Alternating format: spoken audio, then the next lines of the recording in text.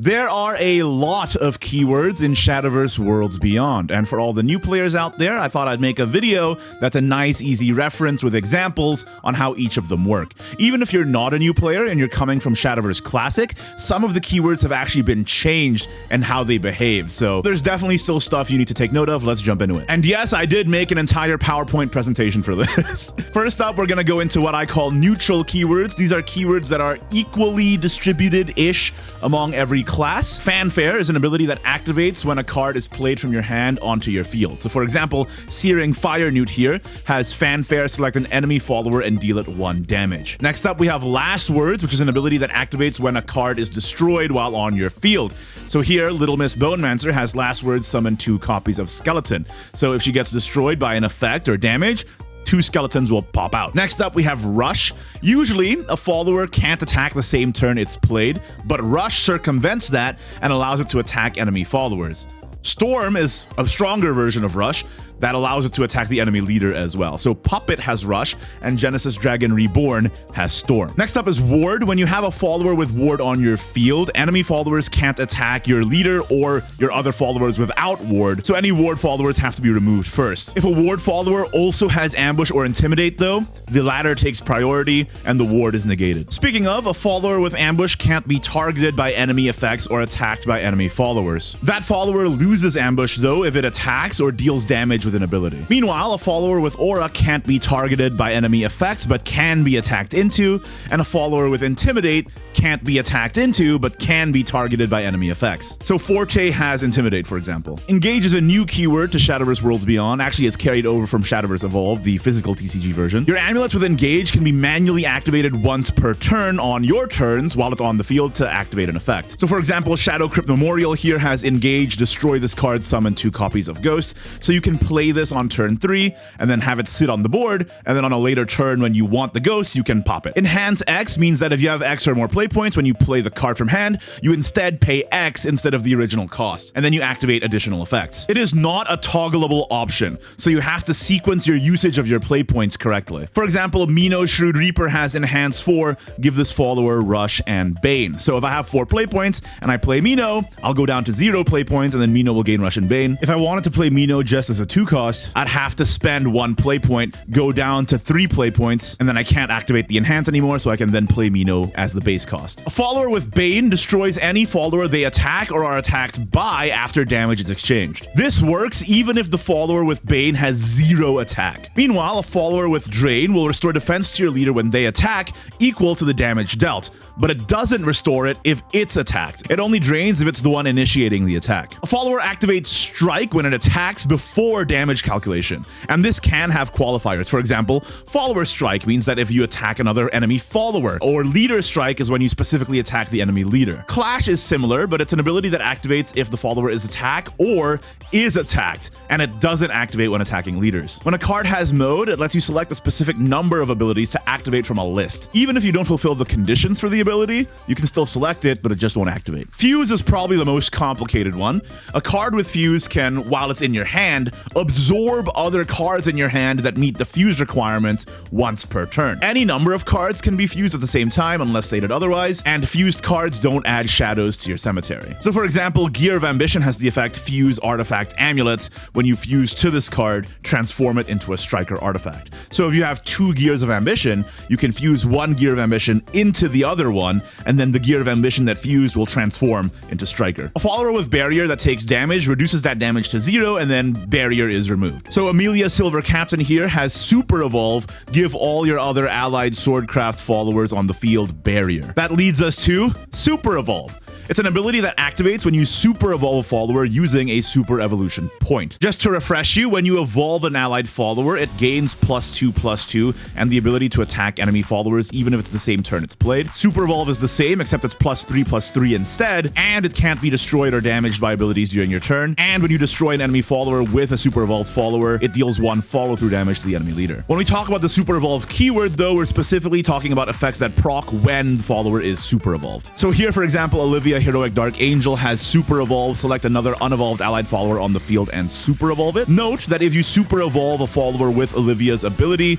it won't activate their super evolve effect if they have any, because they didn't super evolve using a super evolution point. Of course, there's also basic evolving, which activates when you use an evolution point. One fun thing about evolve effects is that they also activate if you super evolve using a super evolution point. So for example, Filled-Out Lionheart Ward has evolve, select an enemy follower on the field and destroy it. If a follower has an effect that activates no matter how you evolve it, whether it's with evolution points or not, it'll have a different wording. For example, Liu Fang Golden Note Ward says, when this follower evolves, gain 1 max play point. It doesn't use the evolve keyword. Crests are an effect that your leader can get granted by other cards. When you gain a crest, it goes to your leader area, and you can only have 1 of each crest in your leader area, and you can only have 5 crests at a time. For example, Arya, Lady of the Woods here has the fanfare of granting you a crest that makes it so that allied pixie followers that enter play gain storm. Those were the neutral keywords, and before I get into the keywords that are more associated with different classes, I want to go over some technical terms for clarity. When you summon a follower, you create a copy of that card and put it on the field, or you move it to the field from your deck or hand. If your field is full, nothing happens. So for example here, Mecha Cavalier has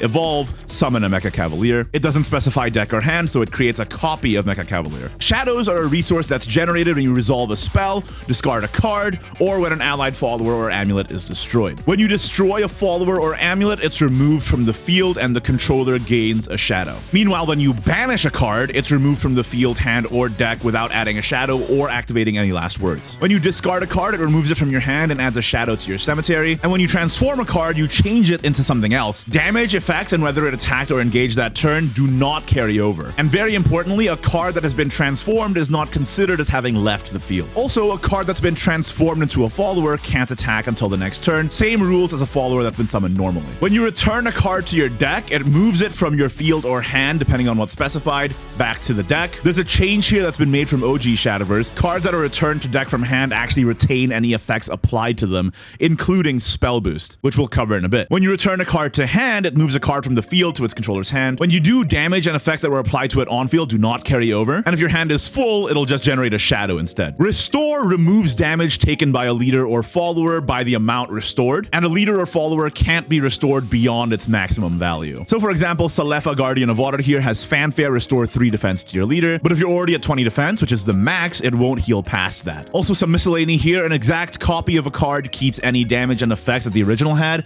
but not if it attacked or engaged that turn. Some cards tell you to select something to activate it. If it's a spell, it requires you to be able to select the target specified. If it's a follower or an amulet that has a target selection on Fanfare though, you can still play it even if you can't select everything specified, but you have to still select as many targets as possible. So for example, Reaper's Death Slash is a spell that says select an allied and enemy follower on the field and destroy them. It cannot be played if you don't have an allied follower on the field. Alright, now moving into the keywords that are more associated with specific classes. These can still pop up in any class or even in neutral, but they're more closely associated with these classes, and you're more likely to see them in the classes they belong to. First up is combo, which is the number of cards you've played this turn. Some effects require your combo to be at least a certain value to activate, and if you play a card with an ability like that, that card itself counts towards your combo. So here we have Killer Rhinoceros, and it has Fanfare, give this follower +X +0. X is your combo. So if you're on 3 play points and you play Killer Rhinoceros on its own, it'll be a 3 play point 1/2. But if you are on 5 play points and you play 2 1-cost cards and then play Killer Rhinoceros, it'll be a 3 play point 3/2. Spellboost is a keyword that's very much associated with Runecraft. When you play a spell, every card in your hand gets spell boosted once. And Spellboost doesn't actually do anything on its own, but some cards have an ability that activate when it's spell boosted. So for example, Dimension Climb has a whopping cost of 18, but when you spell boost it, it reduces the cost of the card by 1. Runecraft also has the Earth Sigil and Earth Rite mechanic, which has a few changes from how it was in the original Shadowverse. Now for most of these, I synthesized what the official glossary said to make it more understandable, but for this one, I really can't explain it better than the glossary does, so I'm just going to read the Earth Sigil effect verbatim. When an amulet with Earth Sigil enters the field, its sigil count is set to 1 and displayed on the bottom right of the card. You can see that over here. Any other allied amulets with Earth Sigil on the field will be banished, and their sigil counts will be added on to the new amulet. Cards with Earth Sigil can't be destroyed by abilities or selected for enemy abilities. They are destroyed when their sigil count falls to 0. An ability that reads gain X Earth Sigils will add X to the sigil count of an allied amulet with Earth Sigil on the field. If there isn't one, it'll summon an allied magic sediment with a sigil count of X. Very complicated wording on first glance, but basically Earth Sigils are a resource you can have on board that you can spend to activate Earth Rite effects. If a card has Earth Rite X, if you have at least X Earth Sigils, it'll consume X Earth Sigils to activate an ability. So just think of it as a resource you can play on board to activate effects later. Overflow is a keyword closely associated with Dragoncraft. If you have 7 max play points or more, you're in Overflow. It's just a state that you can be in. So Strike of the Dragonute, for example, reads, select an enemy follower on the field and deal it 2 damage. If you're in Overflow, deal 4 damage instead. So if you have 7 maximum play points or more, this 1-cost spell will deal 4 damage. Necromancy X is associated with Abysscraft. If you have at least X shadows, you consume X shadows to activate an effect. So when we talked about destroyed cards and discarded cards generating shadows before, this is what it's used for. So Devious Lesser Mummy here has Fanfare Necromancy 4, give this follower Storm. Reanimate X will summon a copy of an allied follower with the highest cost that has been destroyed that match that costs X or less and gives it the Departed trait. If there are multiple eligible followers, it's chosen at random, but the more copies of a follower have been destroyed, the more likely it is to be chosen, which differs from the OG Shadowverse where more copies didn't affect your odds. So for example, Ghost Juggler has Fanfare Reanimate 4, so if a Mukon Shadow Crypt ward was destroyed this match, it'll come back. Countdown is associated with Havencraft, but actually a lot of neutrals also have Countdown. A card with Countdown has the countdown start at X, and then it's subtracted by 1 at the start of its controller's turn. When it reaches 0, the card is destroyed. So Serene Sanctuary here is a Havencraft amulet that has Countdown 3, last words draw 2 cards. That is all the keywords. If you are curious as to why some keywords from the OG Shadowverse weren't covered here, that's because in the official glossary, they weren't there. So they might not even be in the new game, they might have been left behind. If you enjoyed this video, then you'll definitely enjoy that one, where I cover what every class in Shadowverse Worlds Beyond does, and which one might be the best fit for you.